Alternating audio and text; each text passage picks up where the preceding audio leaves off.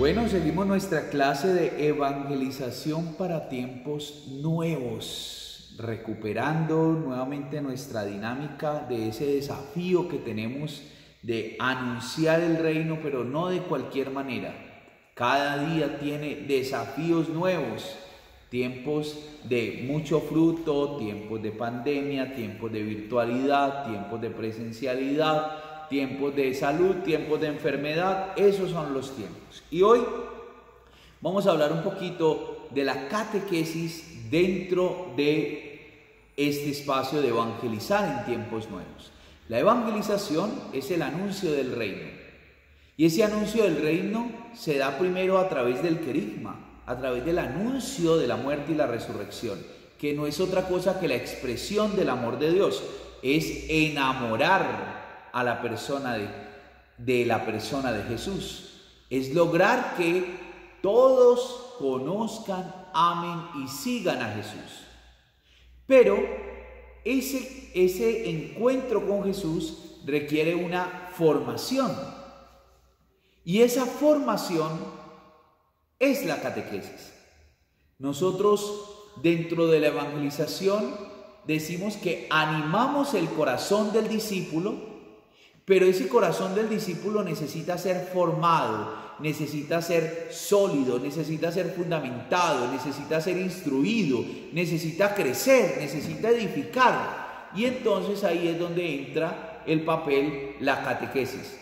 ¿Por qué? Porque si nosotros entramos con catequesis, pero no hemos enamorado al discípulo, no hemos enamorado al niño, al joven, al adulto, a la pareja de Jesús, pues se quedará en conocimientos, en simples doctrinas, y quedará simplemente para cumplir, conocer una teoría, pero no para vivirla. Por eso yo me enamoro de Jesús y ese enamoramiento lo formo en las enseñanzas de la iglesia, en las enseñanzas de la palabra, en la tradición, etc. Entonces, evangelización y catequesis no son cosas distintas, van de la mano. La evangelización es el anuncio del reino, donde nosotros enamoramos a la persona de Jesús y lo catequizamos para formar el corazón del discípulo. Si ustedes ven, Jesús a través de signos, a través de enseñanzas, a través del seguimiento, los enamoraba y poco a poco los iba instruyendo. Pues eso es la catequesis. Ahora, la catequesis no se enmarca dentro del marco presacramental. Casi siempre nosotros hablamos de catequesis y entonces nos referimos a la prebautismal, a la de primera comunión, confirmación, prematrimonial y cierre ahí el cuadro de la catequesis. No, la catequesis es la formación del corazón del discípulo, en los grupos, en la religión de María, en el grupo de jóvenes, en los sistemas de evangelización, en todo lado donde se forma el corazón del discípulo se da catequesis. En la liturgia se da catequesis. Todo evangeliza, todo forma, y ahí es donde juega el papel importante de qué manera se forma. Y por eso el Papa Juan Pablo II, San Juan Pablo II, hablaba de una catequesis renovada, una catequesis nueva, una nueva evangelización, una nueva manera de anunciar, nueva en esquemas, nueva en manera de compartir, nueva en transformaciones y sobre todo porque nos enfrentamos ante una novedad. El mundo va muy rápido y si no, miren todas estas realidades de pandemia cómo nos han cambiado, pero no es nuevo el mensaje. Y en esto nosotros tenemos que ser muy claros. No es nuevo el mensaje ya está. El mensaje es Jesús de Nazaret y todo lo que de él se desprende. Enseñanzas de la palabra, enseñanzas de la iglesia, experiencia de fe. Pero el mensaje no es nuevo, porque a veces, ay, ¿qué le vamos a decir a la gente? ¿Cómo así que qué le vamos a decir? Pues a Jesús de Nazaret. Es la manera como nosotros se lo vamos a presentar, ahí está la novedad. Es la manera como nosotros vamos a entrar a estos nuevos lugares, ahí está la novedad. Es la manera como nosotros vamos a abordar a los niños, a los jóvenes, a los adultos, a las parejas que hoy están viviendo contextos diversos, que hoy nos desafían ante la virtualidad. ¿Cómo se lo vamos a presentar? Porque tal vez hay métodos tradicionales muy magistrales, muy desde la clase que ya no funcionan. Entonces, ahí está la novedad en la catequesis. Y entonces, que ya le va uno el gallo a estas horas, podemos hablar de 4 ejes en esa novedad. 4 ejes que realmente no son novedad, pero que nos estructuran muy bien para que utilizando nuevos métodos, con un nuevo ardor, con nuevas experiencias, podamos hacer un proceso serio de la formación del discípulo. Y bueno, está el querigma, que es como el eje central del anuncio, y cuando entramos en la catequesis, pues entramos trabajando la koinonía. ¿Qué es la koinonía? La koinonía es la comunión eclesial, el anhelo de fraternidad, el vivir como hermanos. La catequesis, la formación del corazón del discípulo, tiene que responder a sanar heridas de divisiones, de egoísmos, de violencia, de discriminación. La formación del corazón del discípulo tiene que llevarlo a compartir la vida con los hermanos. Yo no formo mi corazón para yo decir que sé mucho de Dios, que hablo mucho con Dios, pero hay una desconexión en la vida con los hermanos. Por eso yo hago tanto la crítica de que hoy todavía en las catequesis presacramentales evaluemos a los niños y a los jóvenes con un examen de colegio. Dígame los mandamientos. ¿Quién es la Santísima Trinidad? Eso es importante, pero nosotros deberíamos evaluarlo en cómo eso que aprendí lo estoy viviendo con la comunidad, la koinonía. Lo estoy viviendo en la iglesia, lo estoy viviendo en mi iglesia doméstica, que es mi casa, mi familia. Lo estoy viviendo con la pareja, como sacerdote lo estoy viviendo en la comunidad. Una catequesis que lleve a la vida en comunidad, la koinonía. La diaconía, una catequesis que no se debe ser siempre desde la fe viviendo con los hermanos, sino sirviendo a los hermanos.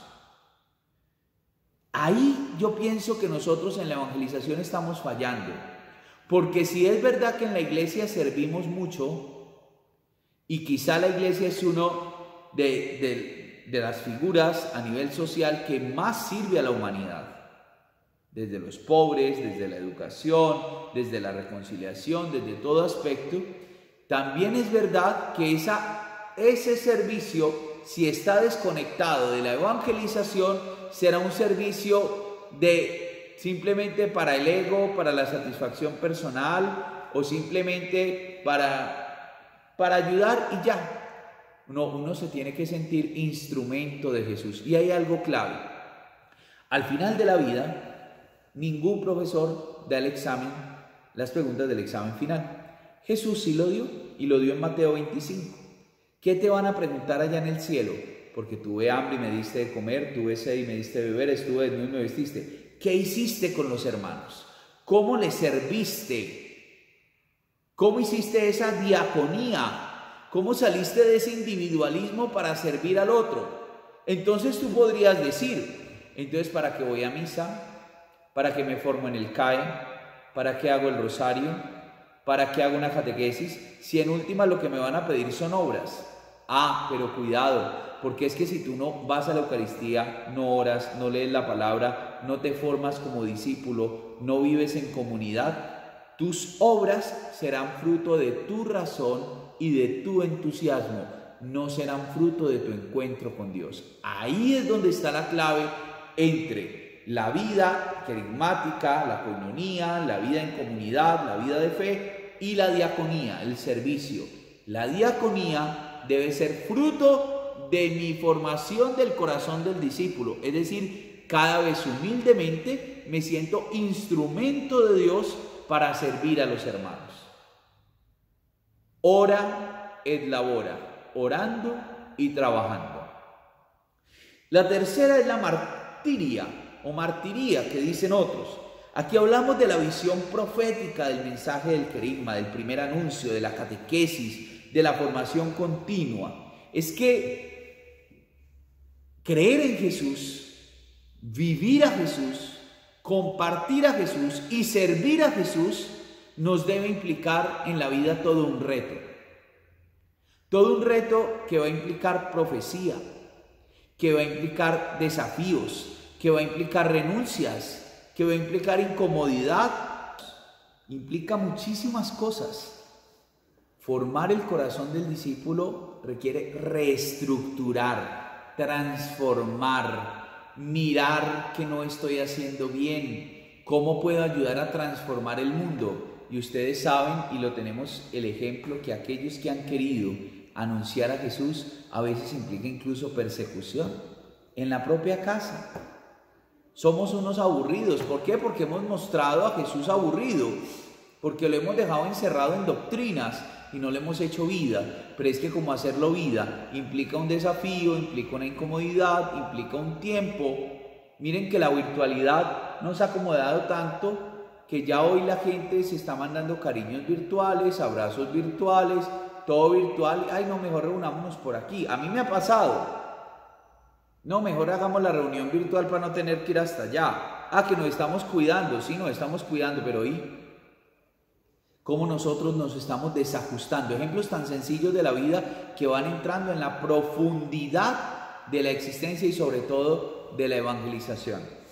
Para Jesús era muy importante el contacto con el otro. Para Jesús era muy importante la cercanía, la palabra que transformara, y asumió incluso la cruz. ¿Estás dispuesto como evangelizador, como catequista, a asumir la cruz? ¿A asumir el martirio? Y cuando hablamos de martirio no solo estamos hablando de derramamiento de sangre en el extremo, estamos hablando de desajustar mi vida para servir al Señor. Y cuarto, es la liturgia.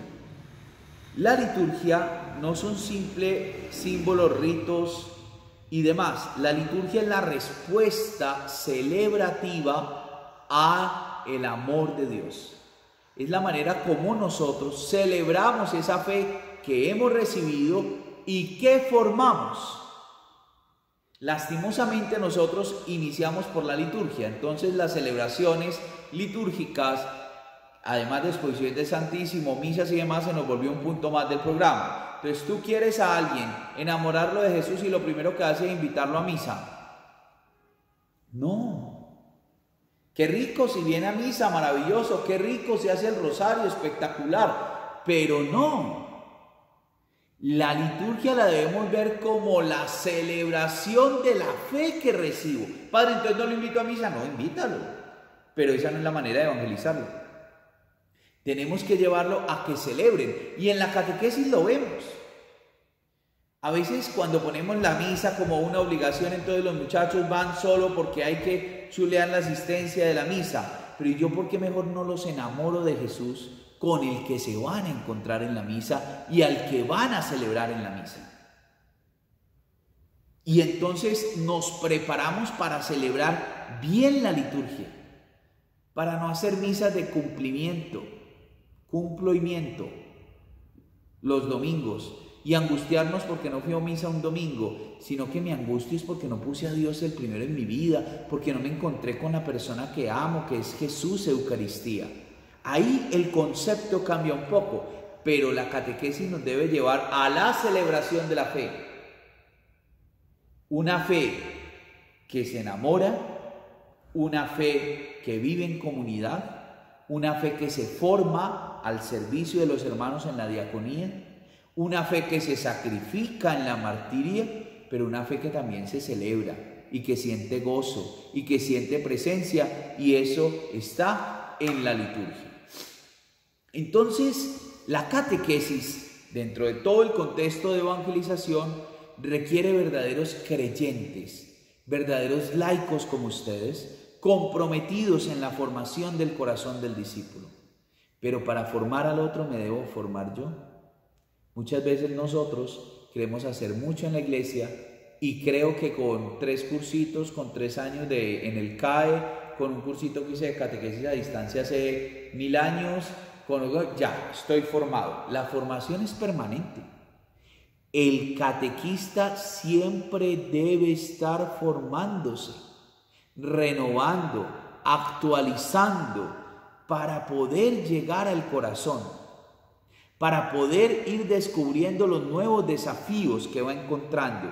Y además de formarse, debe ser un buen creyente, debe ser ejemplo, debe ser testimonio.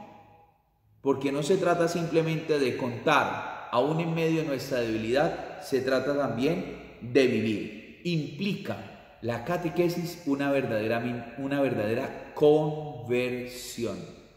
Y la conversión no es sudar agua bendita de un día para otro. La conversión es caminar con Jesús, ir configurando mi vida a Jesús. Porque si algo que yo le tengo miedo es a los convertidos de la noche a la mañana, que van a un retiro, que hacen un curso en el CAE y al otro día sudan agua bendita y el resto son unos pecadores y yo soy el bueno. No, a eso les tengo, eso es como que sienten en una olla hirviendo, tarde o temprano el calor vuelve y le explota. ¿Por qué? Porque no hicieron un proceso de conversión, sino que hicimos un cambio emocional. Y eso no es. Tenemos una urgencia y es la catequesis de los adultos. Es formar a todos. ¿Cuántos hoy están sin sus sacramentos? 2. ¿Han celebrado sus sacramentos pero no los viven? 3. ¿Viven la fe pero la viven de cualquier manera porque no la conocen? 4. Buscan a Dios como el Dios bombero. ¿Por qué? Porque nuestra catequesis y nuestra evangelización se quedó en una cantidad de normas. Por ejemplo, quienes dan catequesis presacramental, es que si tal cosa, es que si tal otra, es que si el papá no viene entonces yo no lo formo, y es que a ver, pase el libro y pase lo otro, y entonces claro, la persona dice, ¿cuál es la primera pregunta que una persona hace cuando llega al despacho a averiguar por la catequesis? ¿Y cuánto tiempo dura? ¿Por qué cuánto tiempo dura? Porque en la conciencia está que es un requisito de fe, no más. Por eso necesitamos formar, hacer procesos, y ahí es donde nosotros los pastores debemos ser los primeros catequistas de nuestra gente. Y entonces todo este proceso de los adultos, que hay que recuperar esa llama de la fe y en otros hay que encenderla, pues está todo el proceso del catecumenado, que eso se trabaja en otro espacio, pero todo ese proceso de la formación de la fe, eso que hemos visto, la coinonía, la diaconía, la martiria, la liturgia, la vida misma, la misagogia, todas esas palabras extrañas que nos suenan tan bonitas, que es todo ese proceso del conocimiento, del acercamiento, del crecimiento, del enamoramiento. La catequesis no es para conservar la fe. La catequesis es para transformar la vida de la gente desde la fe. Nosotros tenemos que salir ya del infantilismo, de la conservación de la fe. Hoy hay una cantidad de gente preocupada si el libro va así en la misa, si el rosario se hace con 3 centímetros la camándula arriba, una cantidad de infantilismos sobre la conservación de la fe, si es fiel o no es fiel. Claro que hay que mirar la fidelidad, pero hay que mirar la vida. ¿Está transformando la fe? Lo que hace que tú haces el rosario 3 centímetros arriba porque cuelgas la camándula para que tenga más efectos espirituales, yo no sé qué tantas cosas se inventan hoy, ¿eso está transformando tu vida? Si eso está transformando tu vida, te ha hecho mejor persona, te ha hecho más humilde y más misericordioso, bienvenido. Si no, te estás quedando en una conservación de ritos, de preceptos y demás que no transforman la vida de la persona. Termino.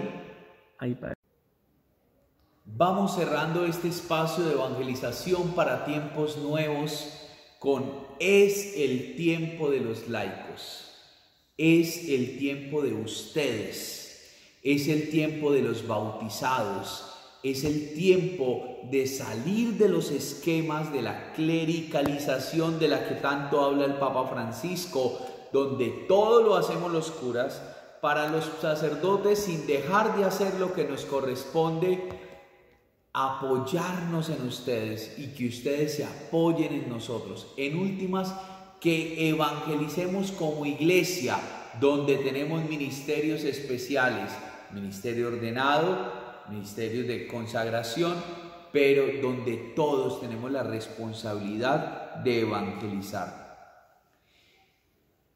El Papa Francisco ha dicho, parece que el reloj está detenido, pero pudiéramos hacer un análisis rápido. porque pudiéramos decir es que los curas lo quieren hacer todo, pero también es verdad que los laicos quieren que el único que les hable sea el cura. Hay cosas que solo podemos hacer los sacerdotes en la vida sacramental, pero hay muchas cosas que ustedes laicos pueden hacer: evangelizar, servir, ayudar. Ustedes imaginan, donde ustedes fueran esa fuerza evangelizadora, los padres teníamos más tiempo para administrar menos, estar en corre-corres menos y sentarnos a confesar, a celebrar la Eucaristía, a escuchar a los hermanos, a estar en los grupos, donde los laicos asumieran verdaderamente su papel y nos enseñaran a nosotros los sacerdotes a confiar en ustedes, porque ustedes nos enseñan. Realmente viviríamos en una iglesia distinta y las vocaciones surgirían por sí solas. Miren, en el Nuevo Testamento no aparece la palabra laico porque todos lo son. Solo hasta el año 95 después de Cristo, con Clemente se comienza a utilizar. Y cuando se habla de clero, se habla de comunidad en general, por ahí en Hechos 20:32 o 26:18. La palabra cleros, al aparecer, se utiliza para indicar el que le tocaba la suerte del Señor, Hechos 1:11, los que habían recibido la heredad. Tampoco había problema con la palabra sacerdote, porque era para todos, en Apocalipsis 1:6. Las distintas funciones las hablábamos de acuerdo al carisma. Por eso Pablo habla de todo el pueblo de Dios enriquecido con diversos carismas al servicio de la comunidad, escogidos y dinamizados por el Espíritu Santo. Y está todo el capítulo 12 de Primera de Corintios, aunque se diferencian en su servicio.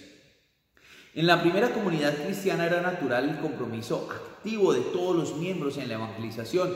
Lo vemos en Hechos 2, se reunían en la comunidad para partir el pan, hacían fraternidad, evangelizaban e incluso empiezan a aparecer como el ministerio del diaconado, hombres casados para el servicio de la evangelización y el servicio de los pobres para ayudar a los apóstoles. Pero hubo un ministerio desde la familia porque todas las comunidades actuaban entre sí.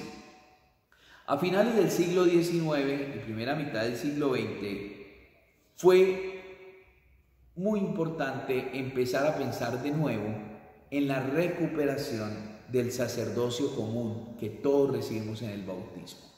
¿Por qué? Porque durante muchos siglos nos clericalizamos. La jerarquía en la iglesia es importante. En todo lugar la jerarquía es importante. En la familia la jerarquía es importante. Papá, mamá, hijos. El día que papá y mamá se vuelven amigos de los hijos, igual que los hijos pierden su identidad y su autoridad. Pueden ser cercanos, pero el papá y la mamá nunca es amigo de los hijos. Siempre es papá y mamá. En la iglesia también hay jerarquía. Están los obispos, están los sacerdotes, están las estructuras. Eso es importante. Pero eso no quiere decir que la tarea sea exclusiva, única, o que sea una pirámide de poder, que es como lastimosamente en muchas ocasiones lo hemos concebido. Por eso hemos empezado a recuperar ese sacerdocio común que nos hace sacerdotes, profetas y reyes. Por eso en el Concilio Vaticano II, en el 62 al 65, con la Lumen Gentium dice: ahora, en la número 33, el apostolado de los laicos es participación en la misma visión salvífica de la Iglesia. Apostolado a los que todos están destinados por el Señor en virtud del bautismo y la confirmación. Y los sacramentos, especialmente la Eucaristía, alimentan los laicos. Están llamados a hacer presencia en todos los lugares, en virtud de los dones y carismas que se les ha dado. Y cuando hablo de dones y carismas no estoy hablando simplemente de carismas extraordinarios. Que todos participen en la obra salvífica de la iglesia. Muchachos, ¿quién es quien debe evangelizar la familia? Pues papá y mamá. Ustedes son esos servidores, esos ministros. Por el arquidiócesis estamos insistiendo tanto que el matrimonio no sea un simple acto legal, sino un ministerio de servicio, ministerio de la conyugalidad. Recordemos que en el sacramento del matrimonio los ministros son los esposos, quienes hacen presente a Dios son los esposos. Entonces mire la gran responsabilidad. Pero como nosotros simplemente lo enfocamos al cura, y el cura es el que hace, el cura es el que viene y nos enseña la palabra, ustedes también. Por eso nos formamos en el CAE. Laicos, voy a utilizar la palabra de moda, empoderados de la palabra, que comunican la palabra, y que anuncian la palabra, y que viven la palabra, y que nos ayudan las comunidades a transformarnos a nosotros los sacerdotes. Nosotros necesitamos del testimonio de ustedes porque nuestro ministerio se puede volver simplemente ejecutivo, administrativo, disciplinar y ya académico, y se nos puede olvidar vivir el verdadero fuego del Espíritu. Por eso el laico no es un enviado ni un mensajero, el laico es un protagonista de la obra de la evangelización. El bautismo que tú has recibido es la fuerza del Espíritu que te capacita para anunciar. Habría que hablar entonces que hay que dar unos pasos para el cambio.